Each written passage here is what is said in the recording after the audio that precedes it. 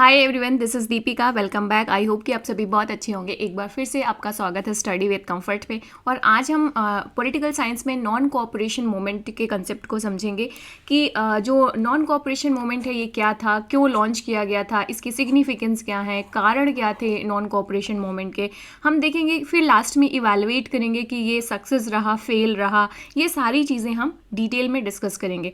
सो detail में शुरू करने से पहले एक हम्बल रिक्वेस्ट है गाइज, प्लीज़ डू सब्सक्राइब मेरी चैनल। अभी भी 80% मेरे जो व्यूवर्स हैं उन्होंने चैनल को सब्सक्राइब नहीं किया। ये सबसे बिगेस्ट कंसर्न है मेरा। आई होप आप ये समझ रहे होंगे कि ये क्यों मेरे लिए बिगेस्ट कंसर्न है। और जो 80% मेरे व्यूवर्स हैं, ऑडियंस है, वो लगातार वीडियोस को देख रही है बट स्टिल सब्सक्राइब नहीं कर रहे हैं। तो मुझे समझ में नहीं आ रहा है कि क्यों नहीं कर रहे हैं गाइज। ये बहुत बड़ा कंसर्न है मेरे लिए।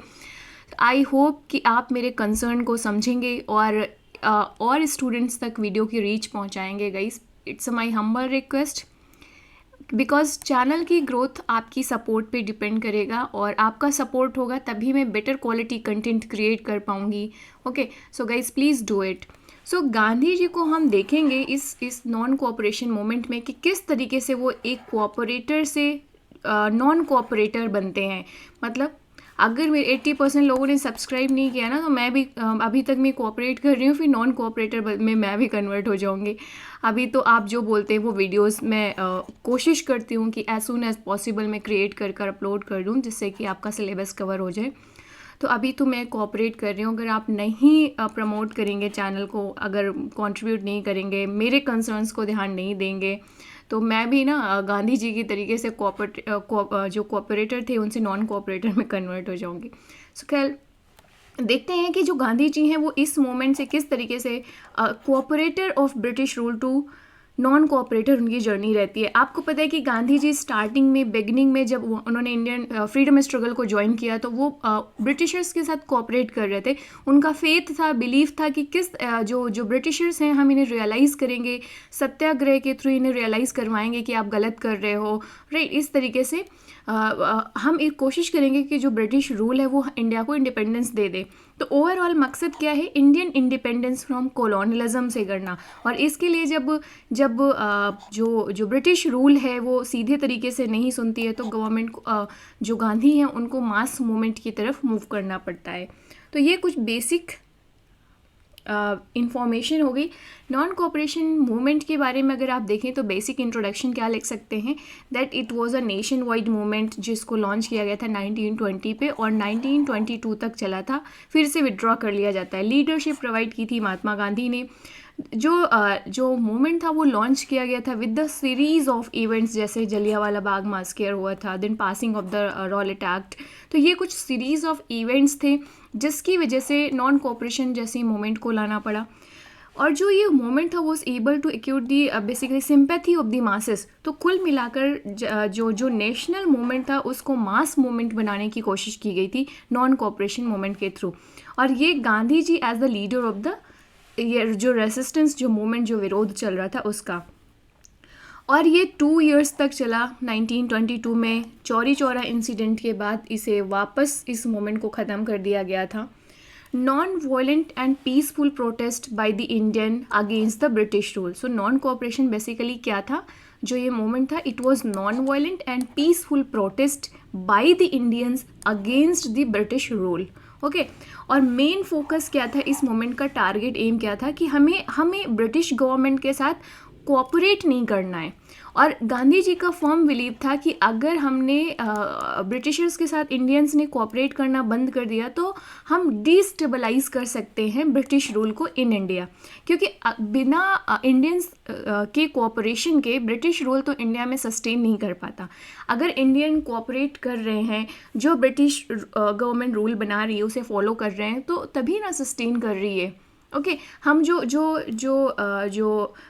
स्कूल है, इंग्लिश स्कूल हो गए या ब्रिटिशर्स के स्कूल्स हो गए, कॉलेजेस हो गए, या जो फॉरेन गुड्स है, राइट, इस तरीके की जो सर्विसेज थे, जो एडमिनिस्ट्रेटिव सिस्टम था, पॉलिटिकल सिस्टम था, एजुकेशन सिस्टम था, इकोनॉमिक सिस्टम था, जो कंट्रीब्यूट कर रहा था ब्रिटिश गवर्नमेंट को यहाँ पर रूल करने के लिए तो उन सारे फैक्टर्स पे हिट करना था with the help of non cooperation movement, जिससे कि ओवरऑल एडमिनिस्ट्रेशन जो था ब्रिटिश रूल का हम उसे डीस्टेबलाइज करें, डिस्टर्ब करें, एक तरीके से उसको डिस्टर्ब करें, ताकि जो ब्रिटिश गवर्नमेंट है वो रूल कर पाने में एबल ना हो। ओके, और जो गोल है वो इस तरीके से सेल्फ गवर्नेंस या सेल्फ गवर्नमेंट स्वराज को अचीव करना। तो इस मूवमेंट के दौरान देखा गया कि बहुत सारे लोगों ने अपनी गवर्नमेंट जॉब से रिज़ाइन किया। इसके बाद बहुत सारे लोगों ने अपने बच्चों को जो government funded schools and colleges थे वहाँ से निकाला। जो फॉरेन गुड्स क्लॉथ्स थे उसको यहाँ पर बाइकॉट किया गया, तो इकोनॉमिकली भी काफ़ी ज़्यादा लॉस हुआ। गांधी जी ने यहाँ पे प्रॉमिस किया था कि वो Swaraj with in 1 year achieve करेंगे, किसके थ्रू? नॉन कोऑपरेशन मूवमेंट के थ्रू। ये फॉर्मल गोल था। ओके, अब इसी आधार पर हम जज करेंगे कि ये जो मूवमेंट था वो सक्सेस रहा या फेल्योर रहा। सो कारण को अगर हम डिटेल में समझें कि क्या कारण थे, जो अगर आप लिख सकते हो इस पे, तो पहला most important you can say that कि जो हम कह रहे हैं ना सीरीज ऑफ इवेंट हुए थे, तो आफ्टर जो फर्स्ट वर्ल्ड वॉर था उसके बाद इंडियंस ने सपोर्ट किया ब्रिटिश। जो वर्ल्ड वॉर 1 था बेसिकली, इसमें इंडियंस ने स्पेशली गांधी जी ने सपोर्ट किया था ब्रिटिश रूल को। राइट, इंडियंस का भी सपोर्ट मिला ब्रिटिश रूल को जो फर्स्ट वर्ल्ड वॉर हुआ था। इवन गांधी जी को तो जो डिफेंस फोर्सेस थे उसमें भर्ती करने वाला एजेंट भी बोला गया, क्योंकि गांधी जी ने लोगों को इनकरेज किया, इंडियंस को इनकरेज किया कि आप ज़्यादा से ज़्यादा पार्टिसिपेट करें, ब्रिटिश रूल को कंट्रीब्यूट करें। क्यों? उन्हें लगा था कि जो ब्रिटिश गवर्नमेंट है, ये अगर वर्ल्ड वॉर 1 जीत जाते हैं तो रिवॉर्ड के रूप में इंडिया को क्या देंगे? सेल्फ गवर्नेंस, मतलब इंडिया को इंडिपेंडेंस दे देंगे। This was the faith, this was the hope. But actually आप जब वर्ल्ड वॉर 1 ख़त्म होता है तो ऐसा कुछ भी नहीं हुआ, इसका जस्ट अपोजिट हुआ। जैसा कि लोगों ने एक्सपेक्ट किया था कि हमें रिवॉर्ड में हमें सेल्फ गवर्नेंस मिलेगी, इंडिपेंडेंस मिलेगी, ऐसा कुछ हुआ नहीं, बल्कि कुछ ऐसे रिप्रेसिव लॉज लाए गए इंडियन पीपल्स के लिए जो पहले से भी ज़्यादा खतरनाक थे, रिजिड थे। ओके, रॉलेट एक्ट जैसे वन ऑफ द एग्जाम्पल। तो ये मोस्ट इम्पॉर्टेंट कि मोर रिप्रेसिव लॉज पास किए गए इंडियन पीपल्स के लिए after the world war 1। Second important factors लिख सकते हैं आप कि जब वर्ल्ड वॉर 1 ख़त्म होता है तो स्वाभाविक सी बात है, वॉर हुआ है तो इकोनॉमिक हार्डशिप देखने को मिलती है, इन्फ्लेशन बढ़ेगा, लोगों की जो सप्लाई एंड डिमांड जो चेन होती है मार्केट की, इकोनॉमी की, वो डिस्टर्ब हो जाएगी। ओके, सो इकोनॉमिक हार्डशिप जो पीपल्स थे इंडियन, उनको देखने को मिल रहा था। तो जब लोगों को 2 वक्त की रोटी नहीं मिलेगी, फॉर एग्जांपल बेसिक नीड्स नहीं पूरी होंगी, तो एक फ्रस्ट्रेशन आएगी लोगों के अंदर, okay, against the British rule. तो वही चीज़ इस नॉन कोऑपरेशन मोमेंट में आपको देखने को मिलेगी। नेक्स्ट इम्पॉर्टेंट थिंग, जो इंडियन पीपल्स थे उनका ब्रिटिश जस्टिस सिस्टम से भरोसा उठ गया था। क्यों? क्योंकि जो जलियांवाला बाग मैस्केयर हुआ था, हत्याकांड हुआ था, उसमें जो जनरल डायर था उसके अगेंस्ट में एडिक्वेट एक्शंस नहीं लिए गए थे। जबकि दोषी कौन था? जनरल डायर दोषी था इस कांड को, इस मैस्केयर को सक्सेसफुली कंडक्ट करने में, बट स्टिल जनरल डायर के खिलाफ कोई ऐसा स्ट्रॉन्ग एक्शन नहीं लिया गया जो इंडियन एक्सपेक्ट कर रहे थे। तो जब एक्शन नहीं लोगे तो जो जस्टिस सिस्टम था, ब्रिटिश जस्टिस सिस्टम, उससे लोगों का भरोसा उठ गया कि ये डिस्क्रिमिनेटिव इन नेचर है।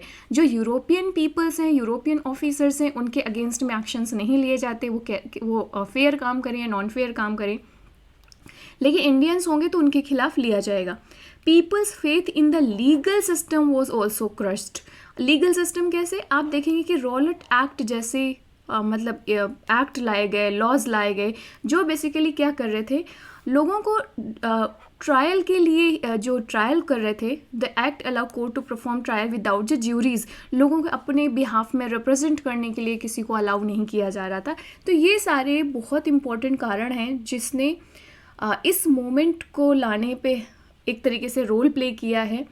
तो कॉजेज़ हमने समझ लिए, रीज़न क्या थे। फिर इसके बाद से calling of the non cooperation moment, जो चौरी चौरा कांड हुआ 1920 में, तो ऐसे क्या कारण थे जिसकी वजह से नॉन कोऑपरेशन मोमेंट को विड्रॉ कर लिया गया।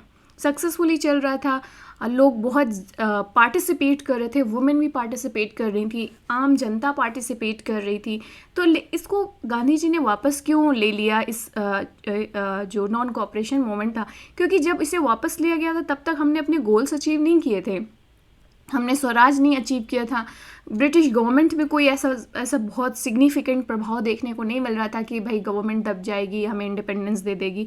बट स्टिल इस मोमेंट को क्यों वापस लिया गया, तो इसे ही समझते हैं। सो चौरी चौरा बेसिकली एक लोकेशन है Gorakhpur district of the Uttar Pradesh, जहाँ पर कुछ प्रोटेस्टर्स ने क्या किया था, जो नॉन कोऑपरेशन मूवमेंट में पार्टिसिपेट कर रहे थे, जो मासेस थी, उन प्रोटेस्टर्स ने क्या किया था, एक पुलिस स्टेशन को बेसिकली में आग लगा दी थी रिटेलिएशन के चक्कर में, या इस तरीके से बेसिकली ये था कि वायलेंस होने लग गया था। और जब वायलेंस होने लग गया, जब मेन मकसद क्या था कि हमें इस मूवमेंट को नॉन वायलेंट बनाना है, बट ये वायलेंट में कन्वर्ट हो रहा था धीरे धीरे। तो गांधी जी को लगा कि जो आम जनता है वो ट्रैक से भटक रही है, और इस तरीके से उन्हें लगा कि हमें ये डिसीज़न ऐसा लेना चाहिए। जब इन गांधी जी के इस डिसीज़न से बहुत सारे जो फ्रीडम स्ट्रगल के में पार्टिसिपेट कर रहे थे फ्रीडम फाइटर्स थे, उन्होंने वो खुश नहीं थे, जैसे कि CR दास हो गए या मोतीलाल नेहरू हो गए for example. They were unhappy with the decision जो गांधी जी ने उस समय लिया था। ओके, तो ये आप कॉलिंग ऑफ समझिए। मोस्ट इम्पॉर्टेंट कंसेप्ट जो आपको समझना है वो ये है कि why Gandhi called off the movement. क्या जो हम ऊपर अभी देख रहे थे कि उन्होंने वापस ले लिया गांधी जी को, तो वायलेंट एक्टिविटीज़ ये हमने समझा। ऊपर से काफ़ी लंबा समय हो गया था जी, राइट। जो मासेस थी, जो मूवमेंट था, वो ओवर स्ट्रेच कर रहे थे अपने आप को, तो हिंदू मुस्लिम यूनिटी भी कहीं ना कहीं ब्रेक हो रही थी। सो जब ये वॉयलेंस का इस्तेमाल करेंगे, यूनिटी नहीं रहेगी लोगों में, तो गांधी जी को ये लग रहा था कि जो ब्रिटिश जो गवर्नमेंट है वो क्या करेगी, इंडियन पीपल्स पर, जो ये प्रोटेस्टर्स हैं, इन पर फोर्स का इस्तेमाल करेगी। और जब फोर्स का इस्तेमाल करेगी तो क्या होगा, सप्रेस कर जाएंगे। भाई ब्रिटिशर्स से हम वेपन के साथ नहीं लड़ सकते, उनके पास मिलिट्री है, उनके पास पुलिस है, उनके पास वेपन्स है, मासेस के पास क्या है? ओके, तो अगर वो ऐसी वॉयलेंट एक्टिविटीज़ होंगी तो जो ब्रिटिश रूल है उसको एक एक्सक्यूज़ मिल जाएगा कि इस मूवमेंट को सप्रेस करने के लिए। तो basically Gandhi wanted a graceful exist according to some expert, कि हमें इस मोमेंट लिया था लेकिन अभी वॉयलेंट पे कन्वर्ट हो रहा है, तो हम इसे ग्रेसफुल एग्जिट कैसे करें, जो ये मोमेंट है ये फेल्योर ना कहलाए। तो इवैल्यूएशन किया जाए तो कुछ एक्सपर्ट का मानना है जो नॉन कोऑपरेशन मोमेंट था वो फॉर्मल सेंस में अगर बात करें, जो फॉर्मल गोल्स के सेंस में बात करें, तो कह सकते हो कि फेल था, क्योंकि हमने 1 ईयर में जो स्वराज अचीव करने का कंसेप्ट था उसे नहीं किया। लेकिन कुछ एक्सपर्ट मानते हैं कि जो गांधी एक्चुअली में कुछ और चाह रहे थे, ये तो एक फॉर्मल गोल्स उन्होंने रख लिया, बट एक्चुअल गोल्स उनके कुछ और थे। जैसे ही wanted to test the capacity of the masses, की जो मासेस हैं, आम जनता है, वो क्या बलिदान दे सकती है, सैक्रिफाइसेस कर सकती है, गांधी जी के कॉल पर वो क्या रोड पर आ सकते हैं। और जो नेशनल मूवमेंट है उसको मास मूवमेंट में कन्वर्ट करने की पॉसिबिलिटीज़ क्या हैं। जो इंडियन नेशनल कांग्रेस है उस पर जो एक ठप्पा लगा था कि ये माइक्रोस्कोपिक माइनॉरिटीज़ हैं, मतलब कुछ धनवान लोग, जो बोर्जुआ क्लास है, उसको रिप्रेजेंट कर रही है। इस चीज़ को भी था कि ये देखना कि क्या ऐसा है। तो जब पूरी आम जनता ने, various section of the peoples ने इस पर पार्टिसिपेट किया, तो ये देखा गया कि जो इंडियन नेशनल कांग्रेस है वो multiple dimensions of the peoples को रिप्रेजेंट कर रही है यहाँ पर। तो एक्सपर्ट का ये मानना है कि जो गांधी एक्चुअल में चाह रहे थे वो हमने इस मोमेंट के थ्रू अचीव कर लिया था। गांधी जी ने मासेस की कैपेसिटी को टेस्ट कर लिया था, ये भी टेस्ट कर लिया था कि हम मास मूवमेंट इसे बना सकते हैं। अब ज़रूरत थी लोगों को और थोड़ा बहुत डीप में समझाने की कि non violence and peaceful manners को कैसे हम अडॉप्ट करें। तो अगर आपको इवैल्यूएट करने को आता है नॉन कोऑपरेशन मूवमेंट, तो आप ये दोनों डायमेंशन आप वहाँ पर लिखेंगे। Okay, so significance of the non cooperation movement basically, so significance आप यही कह सकते हो ना कि मास मूवमेंट, आप यहाँ से जो नेशनल मूवमेंट थे वो मास मूवमेंट में हो गया। Participation from the middle class आपको देखने को मिलेगा, लेबर क्लास देखने को मिलेगा, poor farmers, peasants, workers. So multiple section of the society से यहाँ पर लोगों ने पार्टिसिपेट करना शुरू कर दिया। फिर इसके बाद से आप देखेंगे अब इस तरीके के जब मास मूवमेंट बनता है तो इंडियंस को यूनाइट किया, एक प्लेटफॉर्म पर लाया गया और उनके अंदर एक यूनिटी जागी कि नहीं, हम सब मिलकर ही ब्रिटिश गवर्नमेंट को यहाँ से बाहर कर सकते हैं और हमारा कॉमन अपोजिशन, कॉमन एनिमी कौन है? ब्रिटिश रूल है। Opening of the several national institutions, जैसे बहुत सारे नेशनल स्कूल्स, इंस्टीट्यूशंस खोले गए इस दौरान। इसके बाद से increase peoples participation in the politics. इस मोमेंट के दौरान जो लोग थे वो अपने राइट्स के बारे में, जस्टिस के बारे में और ज़्यादा अवेयर हुए थे और लोगों का जो पॉलिटिकल पार्टिसिपेशन था वो इन्हेंस होता है यहाँ पर, जिसका बहुत बड़ा कंट्रीब्यूशन मिला था नेशनल मूवमेंट को, जो फ्रीडम स्ट्रगल चल रहा था उसके लिए। So Mahatma Gandhi was able to establish himself as a leader of the people during this non cooperation movement. Okay, तो ये कुछ इंपॉर्टेंट सिग्निफिकेंस हो गए। कंक्लूड कर सकते हो कि जो नॉन कोऑपरेशन मोमेंट था वो अपने आप में एक मोस्ट इंपॉर्टेंट इवेंट है इंडियन हिस्ट्री में या इंडियन फ्रीडम स्ट्रगल की हिस्ट्री में अगेंस्ट द ब्रिटिश रूल। और इसके हमने सारे डायमेंशन यहाँ पर देख लिए। तो आई होप कि आज का डिस्कशन आपको समझ में आया होगा और इनफ पॉइंट्स मिल गए होंगे आपको आंसर लिखने के लिए। आपको ये सारे डायमेंशंस में बात करनी है अगर आंसर लिखने को आता है तो। कारण देने हैं, सिग्निफिकेंस देने हैं, फिर इसके बाद से मोमेंट है क्या, इसे डिस्क्राइब करना है, फेल था या सक्सेसफुल था, इन दोनों डायमेंशन पर बात करनी है।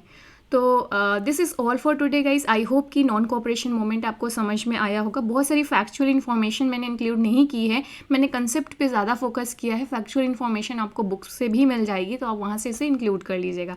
Once again, I would like to request you guys, please do subscribe my channel, share with your friends and like the video.